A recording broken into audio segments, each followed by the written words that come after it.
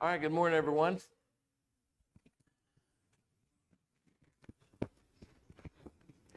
I feel like I have to explain this every Sunday because some of you may not know, or when I share it, you may not be listening. Not because you're not listening, but I listen about 50% of stuff that comes my way, if that. Good note or bad note? I was actually just listening to someone share with me something that happened to them. It's actually your daughter. And I said, holy cow, what happened? She said, Andy, we had this conversation last week. And I said, we did? She said, yeah. I said, well, tell me again. And she told me. And as she was telling me, my brain flew off. And I was like, Morgan, I'm not listening to you again. I'm so sorry. How are you doing? Well, I'm better. Okay, thank you. Good. We're done. At least I'm honest about it. How many of you guys like flurry away as people are talking to you? Yeah. Is that why our conversations are so short? Because we're listening? Oh. You know, there are many times as I'm talking to people, I don't think I've ever said this to any of you people, but I will tell them if I really have to concentrate to listen, I'm not going to look at you, because if I look at you, then I notice everything on your face, my brain does, and so I have to look at the wall as I'm listening so I can concentrate on what you're saying. Now you know. There you go. Everybody feel better now? Anybody else do that? Have to look away while someone's talking? Okay, thank you. There's at least two of you. So if you're telling me something that's very intense and I have to concentrate and I'm not looking at you, I'm actually listening. If I'm looking at you, I may not be listening. At least I'm honest, right?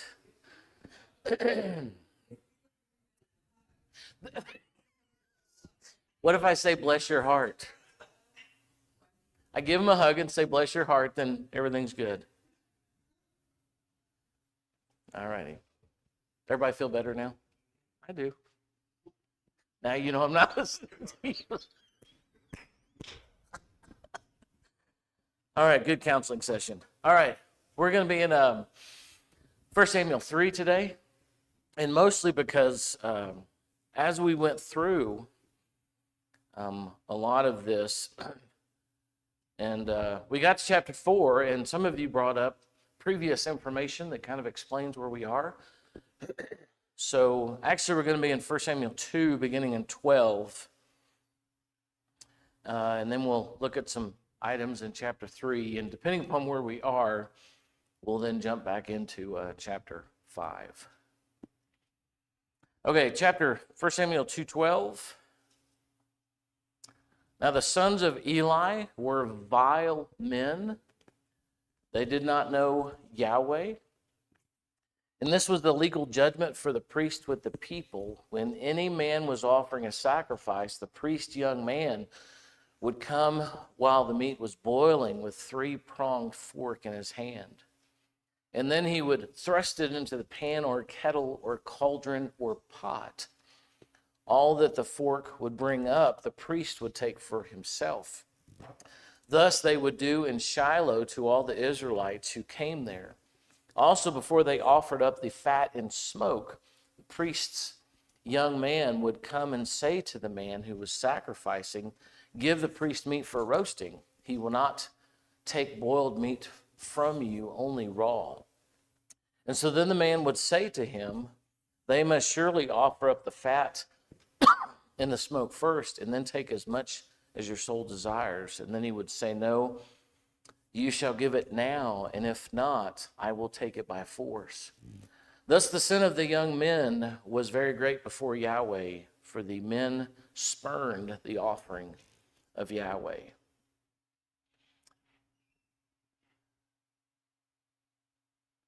Now, if you had read this, and it's, I don't know, I may be a little odd in this way. I know I'm odd in a lot of ways.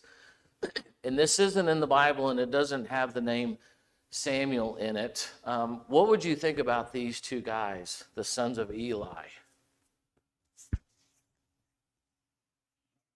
Not very nice. And in fact, they're described in verse 12 as what? They are vile men. And so consider the context here that you have these two men.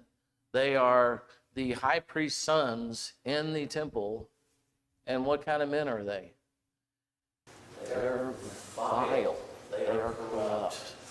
How many of you people maybe either know people in your life or maybe even people in your family that are vile?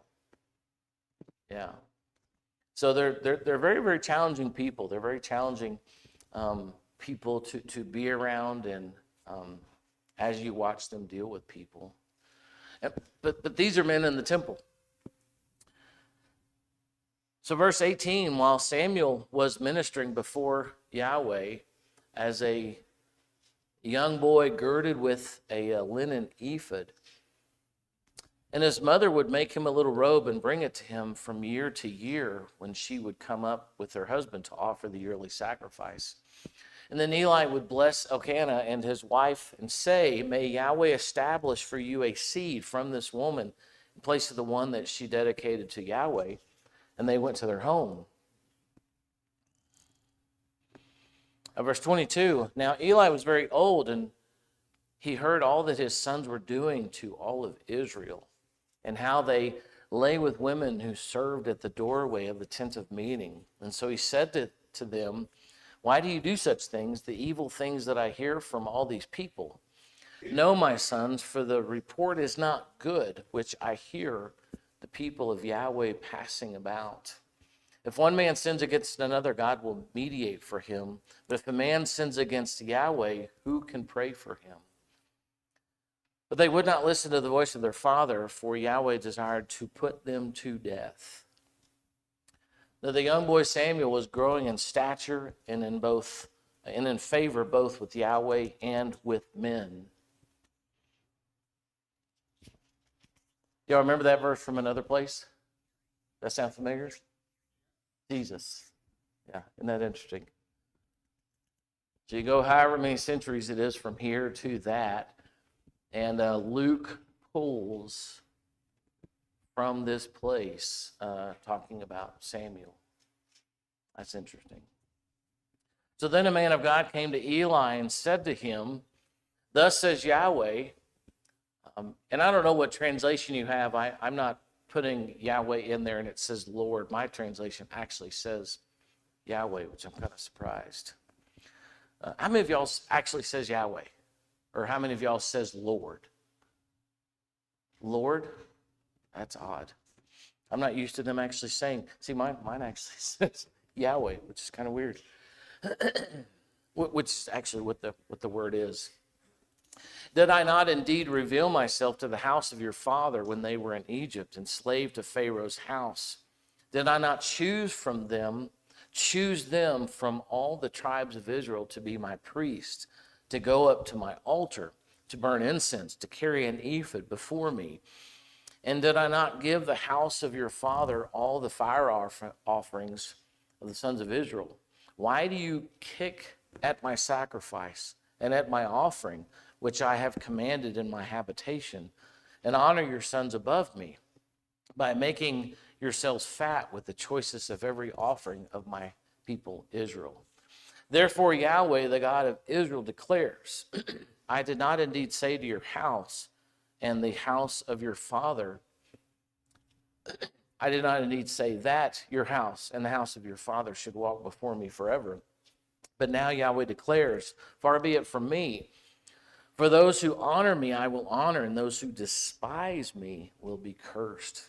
Behold, the days are coming, and I will break your strength and the strength of your father's house, so that there will not be an old man in your house. And you will look upon the distress of my habitation in spite of all the good that I do for Israel. And an old man will not be in your house all the days. Yet I will not cut off every man of yours from my altar, so that your eyes will fail from weeping, and your soul is grieved. And all the increase of your house will be put to death in the prime of life. And this will be the sign to you which will come concerning your two sons, Hophni and Phinehas. On the same day, both of them will be put to death. But I will raise for myself a faithful priest, who will do according to what is in my heart and in my soul. And I will build him a faithful house, and he will walk before my anointed always. And it will be that everyone who is left in your house will come and bow down to him for a piece of silver or a loaf of bread, and say, please assign me one of the priest's offices so that I may eat a piece of bread.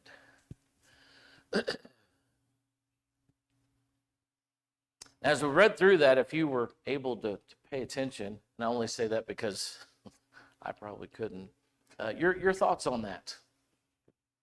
And again, if you can take it necessarily out of a Bible context and you hear what was just said, what are your thoughts about that?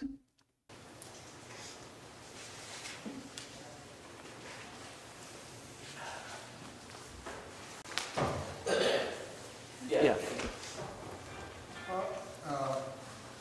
The sons of Eli had absolutely no respect for the creator of the universe. Right. Right. They were not interested in being faithful in the offices of the priesthood, Right. and then rendering true worship. And so they were rejected. Yeah. Very much so rejected. Yeah, very much so.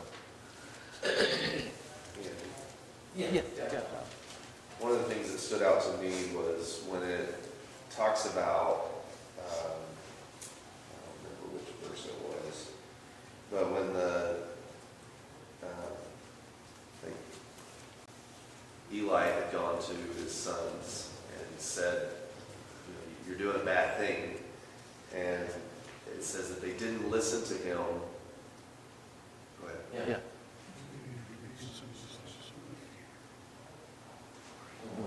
Oh. Go ahead. It says they didn't listen to him, and it says because it was the Lord's will to put them to death. And that reminded me of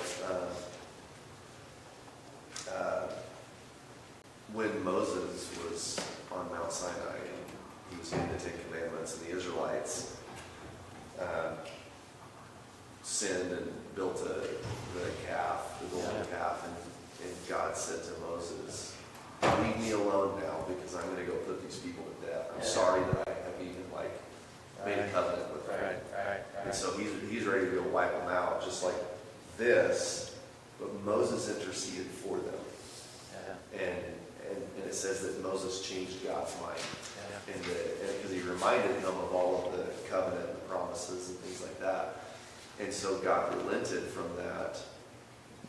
But Eli says here, who will intercede for my sons?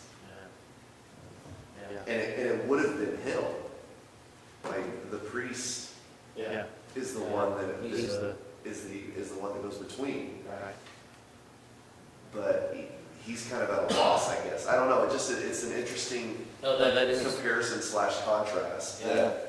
That Moses interceded for the Israelites, but Eli doesn't. Whether he doesn't feel the closeness with God or he doesn't, I don't know. I don't know why, but he's like, there's nobody that can stop this. Who's going to do this? Yeah. Yeah. Very interesting. You know what? To me, again, one of the interesting things, and it comes up throughout the Old Testament, almost everywhere. It doesn't really matter what period of time it is. When God addresses Israel, and he would tell them, I am the God who. And almost every time, the bedrock, the baseline, I am the God who pulled you out of Egypt on eagle's wings. I am the God. And, it seems to me that there's a couple of outcomes to that, and I know I overuse this word, but they're just interesting to me, because almost every time we find that, the word is Elohim. So I am the Elohim that took you out of Egypt. As opposed to what Elohim?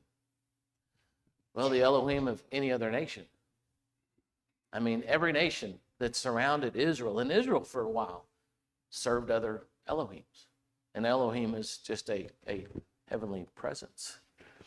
So I am Yahweh who pulled you out of Egypt. The Egyptian gods didn't do that. The Persian god didn't do that. In this case, the Philistine god didn't do that. I'm the one that took you out of 400 years of slavery.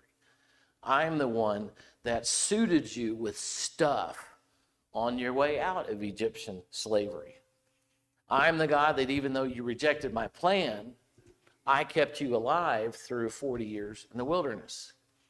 And when we looked a couple of weeks ago, I think it was on Wednesday night, that it literally says, as you went through the wilderness, your shoes didn't fall apart, your clothes didn't fall apart, and I fed you for 40 years, all the way through. When you needed water, I got it for you. When you needed food, I got it for you. I am that God.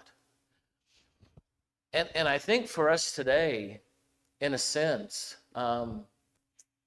because we're not like nations, and even today, nations centuries and even a millennia ago, where it's normal for them to be polytheistic. Indians were polytheistic. They had the God of the water and the God of nature and the God of the sky, God of all these different things. God is telling Israel that I am Yahweh.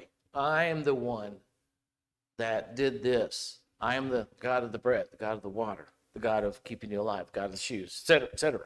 You see where I'm trying to go with this, is he continues to remind them that I am Yahweh who did this big thing. I got you out of Egypt. I made you a people. I gave you a law, gave you a leader, et cetera, et cetera. We don't necessarily think in those terms as Americans, I think, because our lives don't operate like that. But for Israel, that was their baseline. And so part of this man of God saying this to Eli is, I'm the God who did all that, and your sons have mocked what I've done. Not only have they mocked it, they've spit at it, they've spurned it. They're vile men. They have not honored anything that I have done. As verse 30? Verse 30, therefore, this is what's weird to me. I've never noticed this in my translation, because now it says Lord, which is Yahweh. Anyway, verse 30 of chapter 2, therefore Yahweh, the Elohim of Israel, declares. So this is Yahweh who did all these things, and your sons are, tell me 2 or 3 things that the sons were doing, or at least were outcomes of what the sons were doing. They were vile men. What were some of the things they were doing, and what were the outcomes of what they were doing? Moral. They were immoral? What were they specifically doing? They were taking the choicest portions of the sacrifice Right. and taking it for themselves, essentially stealing from God. Right. Stealing from God? Yep. They were sleeping with women. Where? That symbol of the door of the tabernacle. You had a brothel right in front of the tabernacle, specifically for these guys. And what was the result of those things? I'm sorry. Maybe I'm making the question too difficult. Everybody in Israel knew about it. It's all over the place. You guys are thugs, and everybody knows it. But who were these 2 guys? It was the sons of Eli, priests themselves. And so God said, yeah, I'm done with this. And so they're going to die. They will both die on the same day. And I'll raise up a faithful priest myself who will follow me. So whenever we get to chapter 4, and this whole battle that takes place, and as Jonathan mentioned a couple of weeks ago, or maybe it was last week, that Israel goes out to fight, and what happens the first time in chapter 4? They lose 4,000 men. And then what happens the second time? They lose 30,000. But even the second time, what did they do between the first 2 battles? Okay, can someone make a phone call? We need the Ark of God. Let's do this. Bring the Ark of God. God's between the cherubim. We'll be fine. So they bring the Ark of God, and it's almost as if God tells Israel, I'm going to make it worse. because you thought you could get away with bringing the ark of God. Your priests are thugs. And, we honestly, as I've read through this, what kind of a man is Eli? And I don't even mean as a father, just as a guy. What kind of man is Eli? Does it seem? He seems pretty passive. Yeah, seems to be. Seems to be. So God's just like, yeah. When you go back to chapter 2 and Yeah. verse 30, you were asking, why didn't Eli ask God, to spare his sons or whatever? It mentions in verse 30, why do you honor your sons more than me by fattening yourselves on the choice parts and all that? So it's showing Eli is not giving God the honor and respect that he deserves, and he was really putting his sons before God. Yeah. So that's kind of a huge thing right there. Yeah. The very representative of Yahweh in terms of the guy, the high priest, and he's not giving God honor both through what he does as well as apparently through his family. Yeah, interesting point. Yeah. It's a sad tale, that's really what it is. It's a sad story that, the outcome seems preordained, and there's not much that appears, as Jonathan says, it's going to change God's mind. There's no one intercedes, as he says. And Eli himself, I don't see him necessarily as being evil, but God is very clear that you did not restrain your sons. Yeah. And that is why your house falls. And, there's that whole scene in chapter 3 with Samuel being called and, the back and forth. And Samuel gets the message from the Lord, which is essentially what the Lord had already told Eli. Right. And Samuel's like scared. He's like, no, I'm going to tell this guy. Yeah. And it's like, but Eli, I would say to his credit, he impressed upon Samuel the need for him to reveal the message of the Lord. And then after Samuel does, it says, it is the Lord. Let him do what seems good to him. I don't know if that's resignation. I don't know what, that is, but at least on some level, Eli still, I think, respects the Lord and his decisions and his justice. Yeah.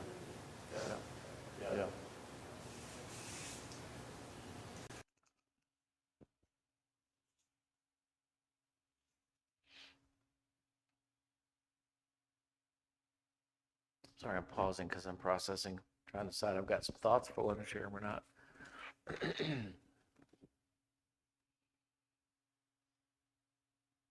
So much as God stated in this last battle, both of Eli's sons die in the battle.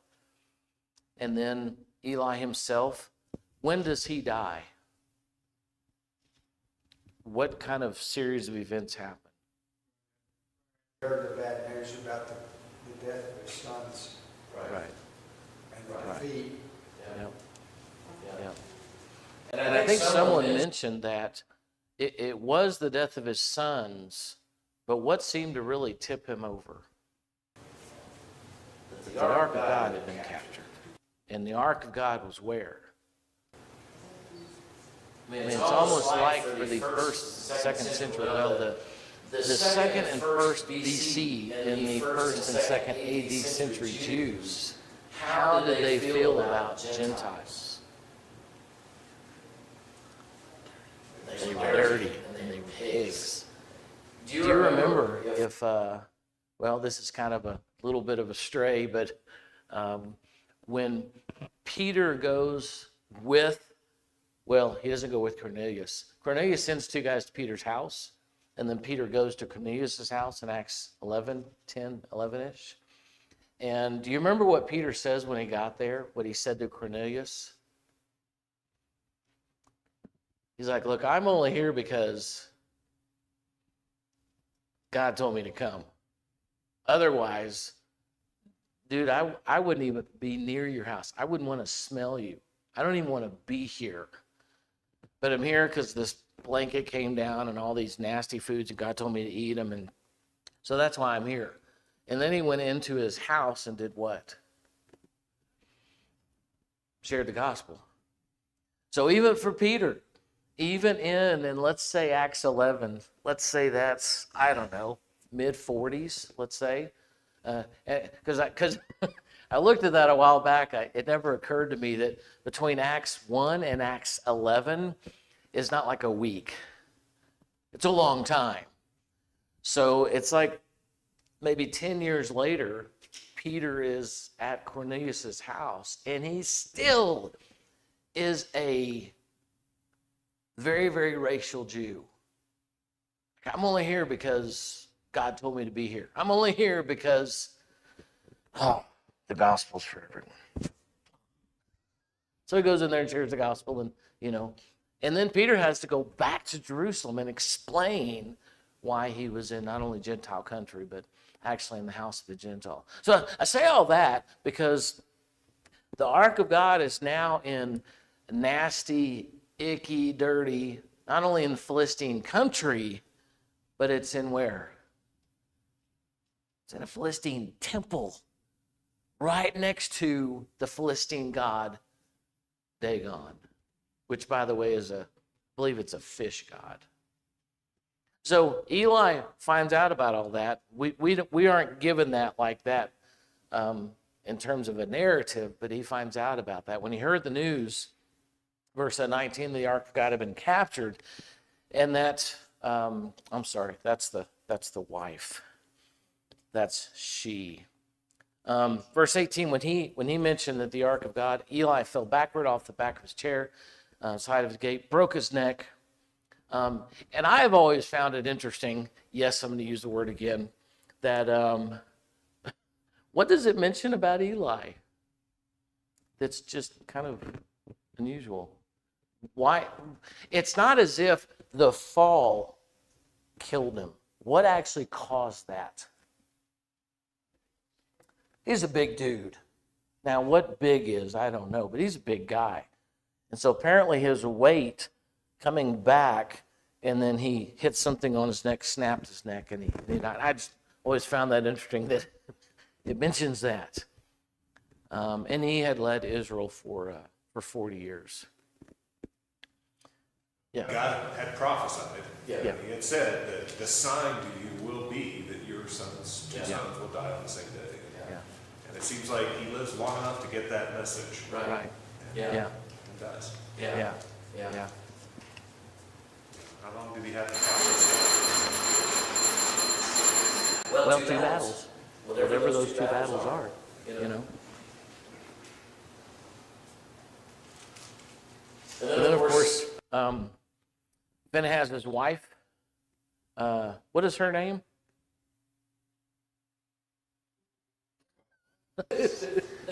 Again, those are one of those things that I just find interesting. I'm like, why wouldn't the compiler of this stuff put, what's her name? We don't know. It's just Phinehas' wife. And maybe in that time that women didn't have names and nobody cared. I don't know. I mean, obviously she has a name, but... Right. Well, what were women important for at that time? And in fact, for a full 3 millennia, you had babies and you cleaned the house, you cooked food. And they clean the dude's clothing. What did the dude do? Seriously, what did the guy do? He protected. He built. Put food on the table. Went out and hunted it. Didn't have a Walmart, so they kind of had their, their whatever. Okay, so chapter 5, with whatever time we have left here. Now, again, one of the reasons why we went back to chapter 2 and chapter 3 is it explains what happens in chapter 4. If you just read chapter 4 on its own, why would God allow Israel to, number one, be defeated the first time? And the second time, they had the ark of God there. They had God's presence there. And not only did they lose, they lost what? Worse, like a lot worse. Like, what is that? Almost 7 times worse? More than 7 times worse. That's a lot. Why? Well, because of where Israel was, because of how Eli had led, because of his sons. And all of this is stated in chapter 2 and chapter 3, both with the man of God as well as Samuel telling Eli what was going to happen. In all of this, God put in front of them what was going to take place. So after the Philistines had captured the Ark of God, they took it from Ebenezer. You guys remember what Ebenezer means? Because I know you were listening. I know this is important to you. Stone of help. That's right. And the word Azer, which is in there, means something given to you that you can't do for yourself. And it's the same word in Genesis 2, 2. Whenever God looked at Adam and he said, it's not good for man be alone, I will make him a Azer. Because I was always taught growing up that helper is, it's not like a slave, but it's someone that's next to you that can kind of help you out with some stuff. That's not what Azer means. It means giving something to you that you cannot do for yourself. That's an Azer. There are other times where the word Azer is used for God. God is our Azer. Now, would you think that you would put God next to you and say, help me clean the floor and maybe put some frames up on the wall, God? Yeah, we wouldn't say that, would we? So this idea of an Azer is something that you can't do for yourself. So this stone of help is an Ebenezer. So they took the Ark of God from Ebenezer, obviously a very big in terms of symbols, to Ashdod, took it away from God and gave the Ark of God to Ashdod. And then they carried the Ark into Dagon's temple and set it beside Dagon. Now, another thing that I think it's not just that we don't appreciate it, we don't have them here, we don't do this a lot, but what were the meanings of temples for people at this time? And not even just Israel. What did the temple symbolize and mean for them? Holy place where the God is. Yeah. That's where God lives. Where he is. And so how would they then build and define their temple? How would they want it to look? Very important. I don't know when the last time that you took up the really, really cool reading of Exodus and Leviticus. In terms of looking at the temple, and there's a number of chapters on the temple itself, the building of the temple, priest in the temple, the veil in the temple, the imagery within the temple, on and on and on. It's a very involved number of chapters. In fact, after the golden calf is made, from I think it's either before the golden calf or after, there's 8 or 9 chapters that are just the temple. And they're the temple and the sacrifices and the ark and the priest and what they should wear, who's going to build what, who's going to be doing the singing, the imagery in the temple, how much gold. It is a very involved thing. Why? Why be that involved with a temple? And as stated, that's where God is. God is in his temple, and God is going to dwell between the cherubim on the ark within the most holy place. Another little aside that's really, really cool is God, as they moved the tabernacle, they would move the image, the idea, the symbol of God. And in John chapter 1 and verse 18, is it 18 or 14? The Word became flesh and tabernacled. I mean, it's translated dwelt. The word there is either tabernacle or tent. So the Word came down in human form, and Jesus' human form was his tabernacle, his tent. So you have that imagery going back to Israel as they went through the wilderness of a tabernacle where God dwelt. And so God dwells in Jesus in human form. Yeah. Beautiful that as a Christian, God says that we are, the Spirit is within us, the tabernacle is in us. That we no longer have to have a physical place to find God. Yeah. So I'm glad you brought that up. I was about to go there. 1 Corinthians chapter 3, I think it's 3 and 6, that it literally See, this is one of the things I love so much about context, because Paul was addressing these people going to pagan temples in Corinth, and not only going there and offering to their gods, but also doing a lot of stuff that Eli's sons did in front of the temple. And then he shifted and said, don't you know that you are now God's tabernacle? That the Holy Spirit, Jesus, God's presence, dwells in you. So you have, if you will, the most holy place within you. You have the Ark of the Covenant. You have God's presence. You have all of these things in you. So wherever you go, you're not bringing a tent with you or an ark. You're bringing you. You are that temple. And so God then says, honor God with your body. Your body now is that tabernacle. Just like Jesus came and dwelt in a body, we are now God's living presence as we go around and live our lives. So having said all that, that's one of the reasons why when you look at chapter 5 is this was a massive problem, because now the ark of God, God's presence, is where?